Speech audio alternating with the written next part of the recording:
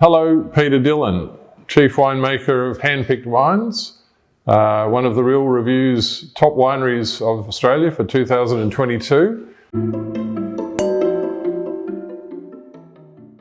Congratulations on that and welcome to this little interview.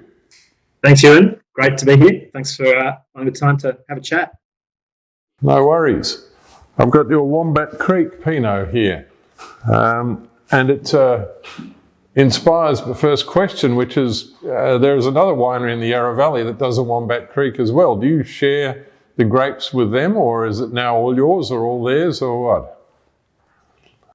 We own Wombat Creek Vineyard outright and have done since 2017. So we have a small portion of fruit from the vineyard that we sell. So Giant Steps obviously have their single vineyard Chardonnay and Pinot in terms of Wombat Creek, and there's a couple of other people that have some small parcels as well. So Yering Station put it into their sparkling program, etc. So, yeah.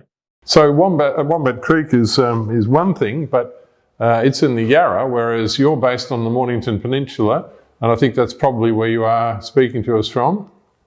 Is that right? Yeah, I'm coming to you from the winery on the vineyard in Mornington.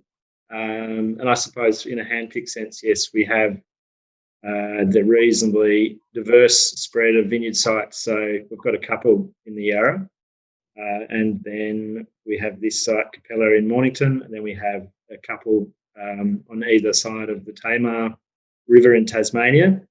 And we also have a vineyard in the Barossa at the end of Belvedere Road there on the valley floor. And then we would have a range of growers that are spread across the country in an Australian sense, from sort of Margaret River through to Heathcote and Pyrenees in Victoria. And we have a couple of growers internationally as well. So COVID and the pandemic permitting, we make wine in Oregon, etc. Yes, and do you travel to Oregon to make the Pinot Noirs up there, or do you have someone else make them for you? No, we get to go. So that's meant in light of the last couple of years, we haven't actually gone across and we haven't made the wine.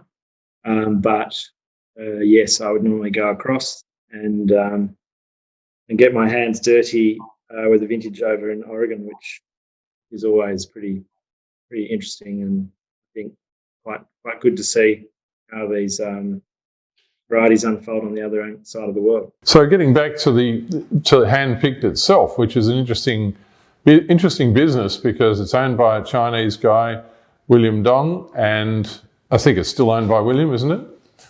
Yes. Yep. And his plan originally was to have wine made all over the world for him and sell it under the Handpicked label. And it seems to be gradually becoming more of an Australian focus and a Southern Australian focus and a vineyard focus. Scope and breadth of his projects, and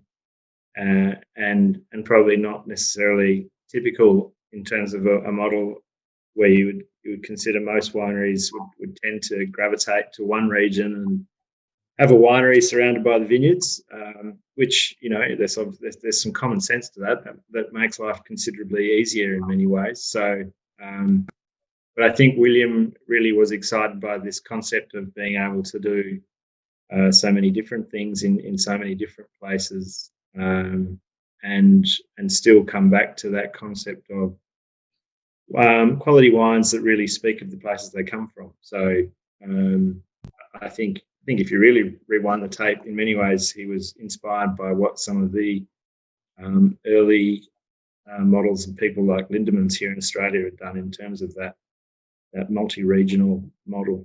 Yeah, and another way that William's thinking is different to most people's is this concept he's got of urban cellar doors. And you've got one in Sydney, and now you've got one in Melbourne, right in the centre of Sydney near Broadway, and the Melbourne one I think is in Collins Street, isn't it? Yeah, it's at the top of Collins Street as a part of the 80 Collins Street development there. So yeah, very much in the heart. And I think that probably reflects the concept that with so many wines from different parts of Australia and internationally, in some ways it made sense to be able to open the cellar doors closer to the cities rather than opening one in, say, Yarra and then having Mornington wine and Tasmanian wine and Barossa wine as a cellar door there, doing something which allows us to do a cellar door and also part sort of wine bar and retail shop in the city seemed a logical step. Yeah. Yes. One of the other innovative ideas William had was because of Chinese origin, he could tap into the Chinese market, and he had this wonderful system of visitors to the cellar doors here could order wines and they would have it delivered to them in China. And I suppose that's all taken a big back seat. Have we been able to pivot from China? Yeah, I think we have to a certain degree. I mean, the Chinese customers obviously on the ground than they were, and I think with that imposition of tariffs, there's obviously been a really big slowing up, if not freezing, of wines going into the Chinese market. But I think probably like a lot of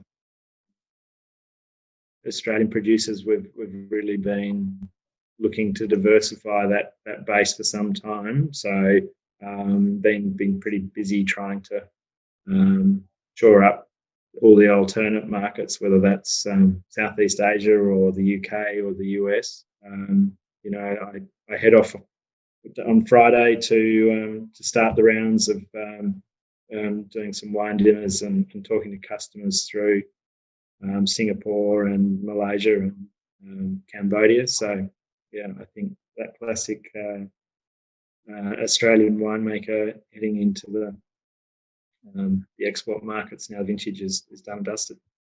Terrific. Yeah.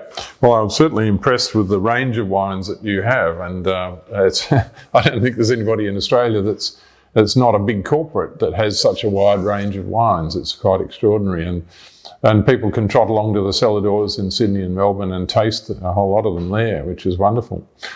Anyway, Pete, we'll wind it up there. Thank you very much for your time, and congratulations again for being part of our Top Wineries of Australia 2022. We hope to see you at one or two of our big tasting events, if you can find room in your busy globe-trotting calendar. I'm definitely hoping to be there. I think for the Sydney event, I might be still overseas, but I'll be at the Melbourne one. So, fantastic. Look forward to catching up. Thanks for the chat.